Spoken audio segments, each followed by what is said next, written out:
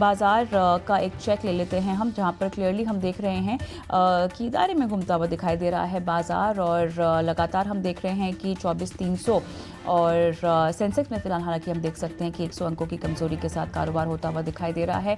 इतना ही नहीं, अगर हम बैंक निफ्टी को देखें तो लगभग 270 अंकों की कमजोरी यहाँ पर भी आती हुई दिखाई दे रही है। और बैंक्स ही हैं दरअसल आज जो बाजार को नीचे भी ले जाते हुए यहाँ पर दिखाई दे रहे हैं। बैंकों में अगर हम बात करें तो सरकारी बैंकों में खासा दबाव आता हुआ, बीओबी, कैनरा, यूनियन बैंक जैसे कुछ काउंटर्स हैं जहां पर आज कमज़ोरी का रुझान है। और इतना ही नहीं, यहां पर देखिए बजट से पहले कुछ चुनिंदा थीम्स जहां पर उम्मीद थी चलने की वो चलते हुए दिखाई दे रहे हैं। उनमें रेलवे काउंटर्स हैं, आरवी एनर्जी से कुछ काउंटर लगभग 13% भागते हुए दिखाई दे रहे हैं।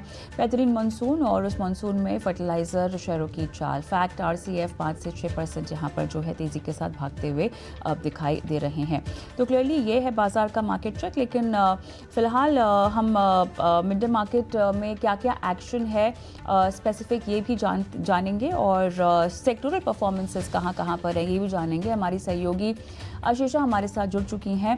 तो आशीषा, क्लियरली बाजार एक दायरे में घूम रहा है, बैंक्स जो हैं बाजार को नीचे खींच रहे हैं, लेकिन sector specific action clearly FMCG आज का हीरो बनता हुआ दिखाई दे रहा है। बिल्कुल, इंडेक्स लेवल पर देखें तो ज़्यादा कोई एक्शन नहीं है, लेकिन जैसे आपने बताया सेक्टोरल इंडिसेस काफ़ी ट्रेडिंग सेशन में एक्शन में है। सबसे पहले एफएमसीजी सेक्टर की बात करते हैं, बिकॉज निफ्टी एफएमसीजी इंडेक्स सबसे बड़ा सेक्टोरल गेनर है आज के ट्रेडिंग सेशन में। निफ्टी एफएमसीजी इंडेक्स के कुछ गेनर्स की बात करें तो मैरिको, डाबर और गोदरेज कंज्यूमर, ये तीनों टॉप गेनर्स हैं निफ्टी एफएमसीजी इंडेक्स में। तीनों ही इंडिसेस में करीब 3 से 5% की तेजी आज के ट्रेडिंग सेशन में दिखी है। लेकिन लूजिंग साइड की बात करें तो निफ्टी PSU बैंकिंग इंडेक्स में काफ़ी आज स्लगिशनेस दिखा है। इस सेक्टर में वर्स्ट परफॉर्मिंग सेक्टोरल इंडेक्स है आज के ट्रेडिंग सेशन में। Bank of Baroda, Canara bank और यूनियन बैंक टॉप 3 लूजर्स है निफ्टी PSU बैंकिंग इंडेक्स में। सभी शेयरों में 1.5 से 3% की गिरावट आज के ट्रेडिंग सेशन में दिखी है। इसके अलावा स्टॉक स्पेसिफिक एक्शन की बात करें तो कई stocks all time high levels पर है। मिड और स्मॉल कैप में पिछले कुछ दिनों में अच्छी खासी तेजी दिखी है। और ऑल टाइम हाई लेवल्स वाले स्टॉक्स की बात करें तो GE शिपिंग, REC और केन्स टेक, तीनों ही स्टॉक्स में करीब 1 से 5% की तेजी आज के ट्रेडिंग सेशन में दिखी है। वॉल्यूम्स के बेसिस पर मेट्रो ग्रुप में आज काफ़ी एक्शन है।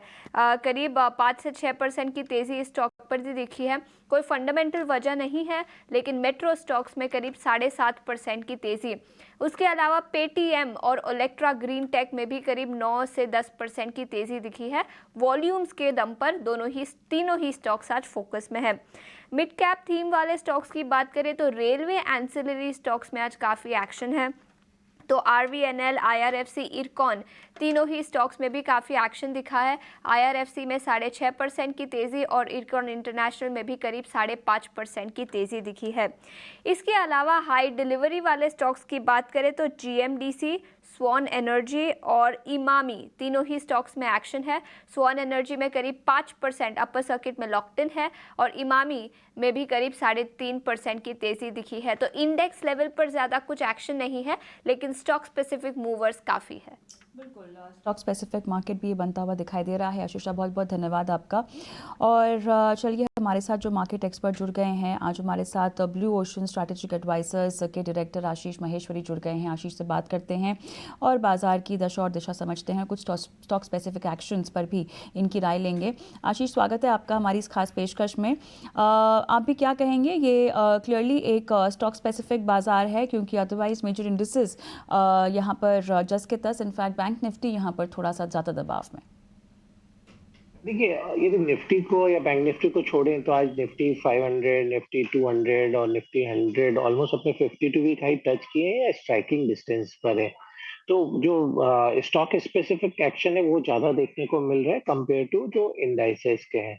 जैसा अभी आपके सहयोगी बता भी रहे थे कि जो रेलवे के एंसिलरी स्टॉक्स हैं उसमें अच्छा मोमेंटम है, या फर्टिलाइजर में मोमेंटम है, FMCG में मोमेंटम है, क्योंकि अभी इस बजट से जहां जहां उम्मीदें हैं वहां वहां बिल्कुल बाइंग देखने को मिल रही है स्टॉक्स में। और मेरा मानना है कि आप इसी टाइप से आप देखेंगे मार्केट, शायद indices by Nifty bank Nifty की बजाय जो मार्केट का जो डायरेक्शन और जो फोकस है वो शिफ्ट हो गया इंडिविजुअल स्टॉक स्पेसिफिक स्टोरीज पर या जो बजट से जिन सेक्टर में अच्छी उम्मीद है वहां पर। और ये 23 जुलाई तक बाजार अब आपको ऐसा ही देखने को मिलेगा। पे कुछ काउंटर जहाँ पे 52 वीक हाई बना है उनका भी यहाँ पे एक बार जिक्र कर लेते हैं। जी शिपिंग कह लें हम लोग, आरवीएनएल कह लें, IRCON, HPL, first source, REC, कुछ स्पेसिफिक इन काउंटर से बताइएगा यहाँ पे जिन्होंने 52 हफ्ते का हाई जो छुआ है आज के सत्र में। आरवीएनएल की बात करते हैं और उसके बाद आरईसी पर आपका व्यू।